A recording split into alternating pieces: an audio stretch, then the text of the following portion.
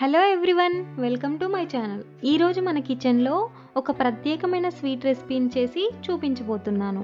అదే మనందరికీ ఎంతో ఇష్టమైన సగ్గుబియ్యం పాయసం. ప్రతి పండుగకి, బర్త్డేస్కి ఈ సగ్గుబియ్యంతో చేసే పాయసంతోనే చాలా మంది వాళ్ళ స్పెషల్ డేని స్టార్ట్ చేస్తారు. మరి ఇంకెందుకు ఆలస్యం, లేట్ చేయకుండా ప్రాసెస్ ఏంటో చూసేద్దాం. ముందుగా ఒక కప్ సగ్గుబియ్యాన్ని 2-3 సార్లు బాగా కడిగి ఒక 15 నిమిషాలు నానబెట్టుకుందాం. ఒక ప్యాన్లో 2 టీ స్పూన్స్ నెయ్యి వేడి చేసి అందులో 10 బాదం కట్ చేసుకొని వేయించుకోవాలి. అలానే 1 టీ స్పూన్ జీడిపప్పు మరియు 1 టీ స్పూన్ కిస్మిస్ వేసుకొని మొత్తాన్ని వేయించుకొని వేరొక బౌల్లోకి ట్రాన్స్ఫర్ చేసుకోవాలి. మిగిలిన నేతిలో 15 నిమిషాల పాటు నానబెట్టుకున్న సగ్గుబియ్యాన్ని వేసి 1 నిమిషం కలుపుతూ ఫ్రై చేసుకోవాలి.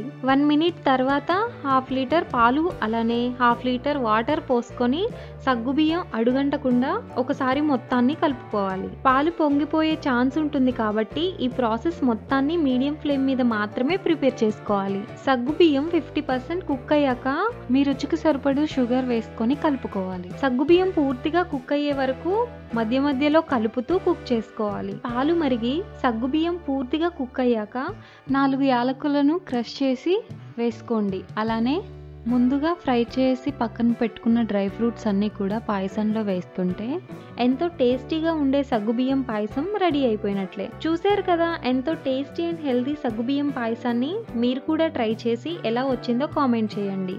ఇలాంటి టేస్టీ అండ్ హెల్దీ రెసిపీస్ కోసం మన ఛానల్ని సబ్స్క్రైబ్ చేసుకోండి.